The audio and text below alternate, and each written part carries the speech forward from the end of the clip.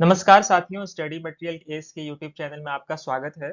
आज का हमारा टॉपिक है आरबीआई की डायरेक्ट रिटेल स्कीम। आज हम लोग इस टॉपिक के माध्यम से जानने की कोशिश करेंगे कि आखिर इस स्कीम की क्यों जरूरत पड़ी, किससे क्या-क्या क्वेश्चंस आ सकते हैं। सारे हम लोग मूलभूत जो पॉइंट्स हैं, की नोट्स हैं, वो हम लोग कवर करने की कोशिश करेंगे। हालांकि ये टॉपिक आरबीआई के फेज 2 में आया था, इसके हिसाब से इम्पोर्टेंट है आने वाले किसी भी बैंक एग्जाम में। तो लेट्स गेट स्टार्टेड। तो आज हम लोग जानने की कोशिश करेंगे कि आखिर इस स्कीम की क्यों जरूरत पड़ी। आरबीआई के द्वारा यह स्कीम नवंबर 2021 में लॉन्च किया गया था।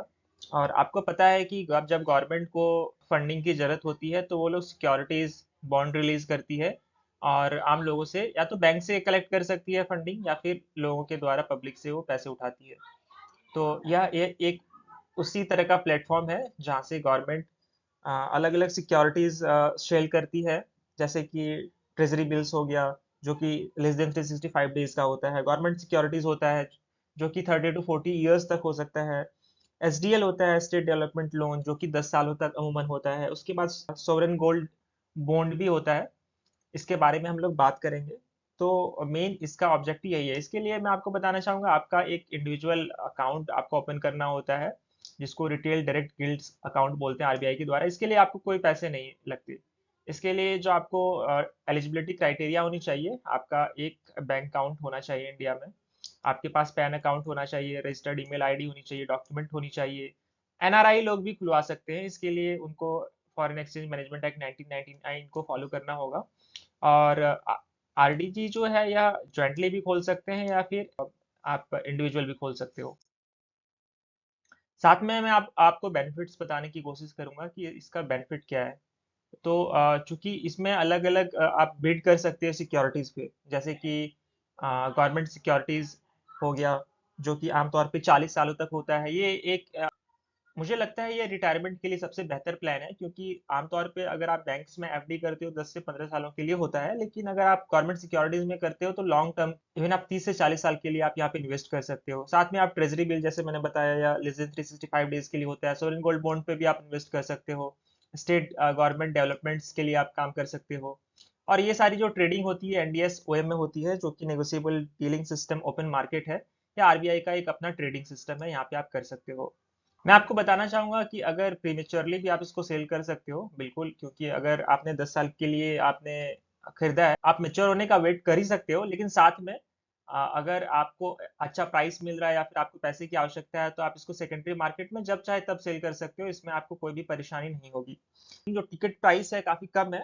जो 10,000 का टिकट प्राइस है और उसके 10,000 के मल्टीपल में आप इन्वेस्ट कर सकते हो। तो ये छोटा टिकट प्राइस है जहाँ पे एक आम इंसान, जैसे मैंने पहले भी बताया, हम और आप जैसे लोग भी इन्वेस्ट कर सकते हैं। इसमें आप कोई भी क्रेडिट रिस्क नहीं होता है, क्योंकि गवर्नमेंट खुद सिक्योरिटी दे रही है। अनलेस गवर्नमेंट डिफॉल्ट ना हो जाए, जिसके काम चांसेस हैं, लेकिन आप यहाँ पे आपके पैसे सिक्योर रहेंगे। और ट्रेडेबल भी होता है, जैसे मैंने बताया, आप जब चाहे सेकेंडरी मार्केट में सेल कर सकते हो। और कैपिटल गेन भी होता है। अब मैं आपको बताने की कोशिश करूंगा कि कैपिटल गेन एक्चुअली होता क्या है। फॉर एग्जाम्पल, जैसे आपको गवर्नमेंट सिक्योरिटीज है, उसकी कोई सर्टेन अमाउंट है। जैसे कि मान लेते हैं 10,000 है, और आपको इसमें इंटरेस्ट रेट मिल रहा है, फॉर 6% के हिसाब से आपको इंटरेस्ट रेट मिल रहा है। तो विद द टाइम हो सकता है कि गवर्नमेंट सिक्योरिटीज की प्राइस घट सकती है, बढ़ सकती है। अगर वो 15,000 हो जाती है तो फिर उसके आपको हिसाब से 6% का इंटरेस्ट रेट मिलेगा। तो आपको ये इंटरेस्ट रेट तो मिलेगा ही मिलेगा। बाकी इसमें जो आपको कैपिटल गेन हो रहा है, ये आपको अलग से होगा। कि आप अलग अलग वेरियस गवर्नमेंट सिक्योरिटीज में इन्वेस्ट कर सकते हो। और क्लियरिंग हाउस के बारे में आपको बताना चाहूंगा। ये एक मीडिएटर होता है। जब आप पैसे कहीं पे आप इन्वेस्ट करते हो, तो उसके बदले में आपको गवर्नमेंट सिक्योरिटीज दी जाती है। आप डायरेक्टली नहीं करते। इसमें सीसीआईएल का एक उनका एक इंपॉर्टेंस होता है, जहाँ पे उन्हीं के आधार पे आप गवर्नमेंट सिक्योरिटीज को आप ले सकते हो, बेच सकते हो। हालांकि इनके पास अथॉरिटी होती है आरबीआई के द्वारा कि एनडीएस ओएम प्लेटफॉर्म पे ये ऑपरेट कर सकते हैं। तो मैं आशा करता हूँ आज के वीडियो में मैं आपको समझा पाया कि आरबीआई की डायरेक्ट रिटेल स्कीम क्या है और किस तरह से आम लोग भी इसमें इन्वेस्ट करके पैसे कमा सकते हैं। क्योंकि ऑब्वियसली गवर्नमेंट सिक्योरिटीज आपको मिलती है, और आप लॉन्ग टर्म तक के लिए भी आप इसको यूज कर सकते हो, शॉर्ट टर्म के लिए भी यूज कर सकते हो। प्राइमरी मार्केट में आप लेके सेकेंडरी मार्केट में सेल कर सकते हो। तो आई होप आज का यह टॉपिक आपको समझ आया होगा। मिलते हैं नेक्स्ट वीडियो में। Thank you for staying with us. Take care.